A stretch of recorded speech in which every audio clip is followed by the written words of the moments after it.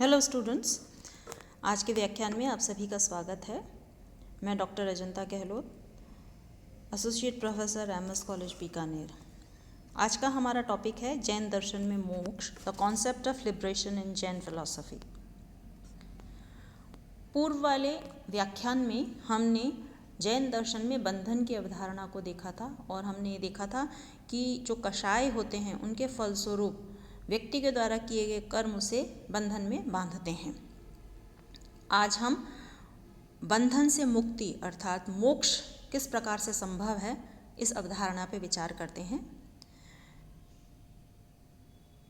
हमने देखा था कि जीव और पुद्गल के संयोग से बंधन होता है, अर्थात जो कर्म होते हैं, जीव के जो कर्म होते हैं वो पुद्गल को या कषाय जो होते हैं वो पुद्गल को अपनी तरफ आकृष्ट करते हैं और जिससे बंधन होता है। अतः जीव का पुद्गल से वियोग होना ही मोक्ष है। संयोग से बंधन है। जीव और पुद्गल, जीव यानी आत्मतत्व और पुद्गल यानी शरीर, इसका जब संयोग होता है तो बंधन होता है। यदि जीव का पुद्गल से वियोग हो जाएगा तो वह मोक्ष कहलाएगा। पुद्गल से वियोग तभी हो सकता है जब नए पुद्गल का आस्त्रव बंद हो जाए और जीव में पहले से ही प्रविष्ट वह जीर्ण हो जाए। पहले को संवर और दूसरे को निर्जरा कहते हैं। दो चीज़ें हैं कि एक तो जो पुद्गल है उसका जब वियोग होता है तो नए पुद्गल का आस्त्रव, जो नए पुद्गल हैं उनका आना बंद हो जाए, जिसको कि संवर कहेंगे, और जो पहले से ही उसमें मौजूद पुद्गल है उनका नष्ट या नाश हो जाए, जिसे निर्जरा कहा जाएगा। तो जैन दर्शन में संवर और निर्जरा ये इम्पॉर्टेंट कॉन्सेप्ट हैं बंधन से मुक्ति में। हमने पिछले व्याख्यान में देखा था कि अज्ञान ही कषायों का कारण है। जीव में पुद्गल का आस्त्रव जीव के अंतर्निहित कषायों के कारण होता है। कषाय क्या थे? माया, मोह, लोभ, मद आदि। इन कषायों का कारण अज्ञान है, अर्थात आत्माओं का अन्य द्रव्यों का या आत्माओं का तथा अन्य द्रव्यों का यथार्थ ज्ञान प्राप्त न होने के कारण हमारे मन में क्रोध, माया, लोभ की स्थिति उत्पन्न हो जाती है। अज्ञान का नाश ज्ञान प्राप्ति से हो सकता है। इसलिए जैन दर्शन में सम्यक ज्ञान या तत्व ज्ञान को अधिक महत्व दिया गया है। सम्यक ज्ञान की प्राप्ति पूर्ण ज्ञानी तीर्थंकरों या अन्य मुक्त महात्माओं के उपदेशों के मनन से होती है। तीर्थंकर वे हैं जिन्होंने अपनी इंद्रियों को वश में कर लिया है, पूर्ण ज्ञानी हैं वे, और जब इनके द्वारा दिए गए उपदेशों का मनन किया जाता है, मन में उनको धारित किया जाता है, तो उससे मोक्ष की प्राप्ति संभव होती है। उपदेशों का मनन करने से पहले ये आवश्यक है कि हम उसको भली भांति जान लें, और सबसे बड़ी बात ये होती है कि किसी भी ज्ञान को ग्रहण करने के लिए जो ज्ञान देने वाला है उसके प्रति हमारी श्रद्धा का भाव होना अनिवार्य है। इसलिए सतत श्रद्धा से ही और ज्ञान को ग्रहण करने के प्रति हमारी जो भावना है, इन दोनों से ही सम्यक ज्ञान की प्राप्ति संभव है। ये जो श्रद्धा है इसी को ही सम्यक दर्शन कहा जाता है। सम्यक दर्शन क्या हुआ? जो उपदेश करता है उसके प्रति श्रद्धा का भाव होना सम्यक दर्शन कहलाता है।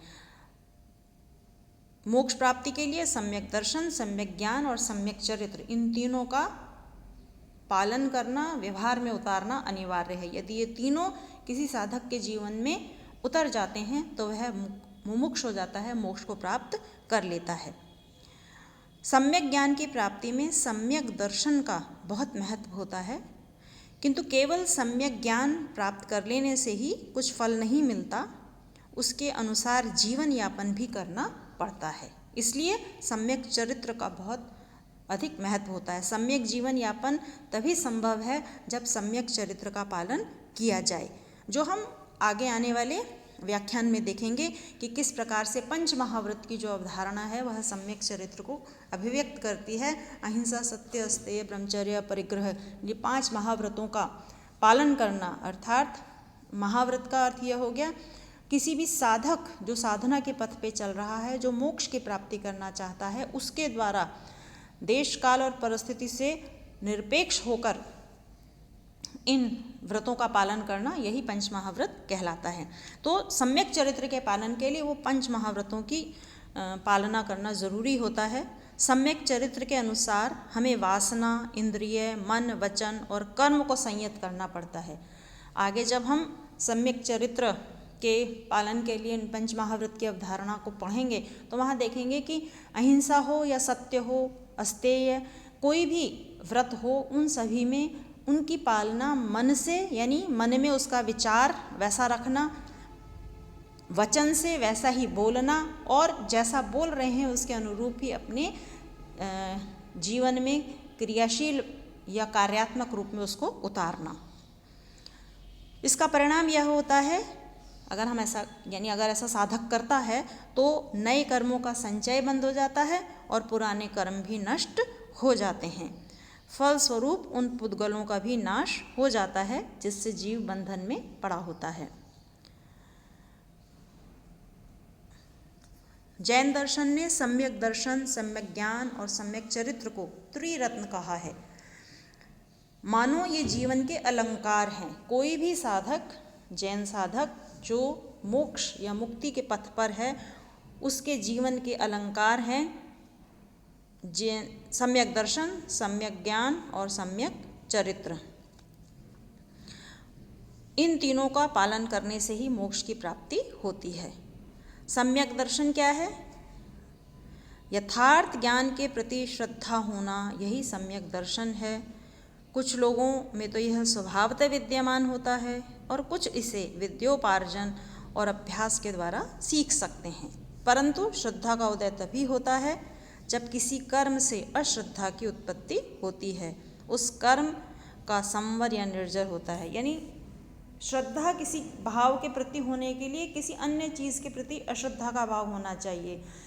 इसका अर्थ यह हुआ कि यदि किसी द्रव्य में मेरी श्रद्धा है तो उस द्रव्य या वास्तविकता या अविद्या से छुटकारे में पाने के लिए यदि श्रद्धा है तो फिर उस अविद्या के प्रति अश्रद्धा का भाव होना अनिवार्य है। सम्यक दर्शन का अर्थ कभी भी अंधविश्वास नहीं होता है।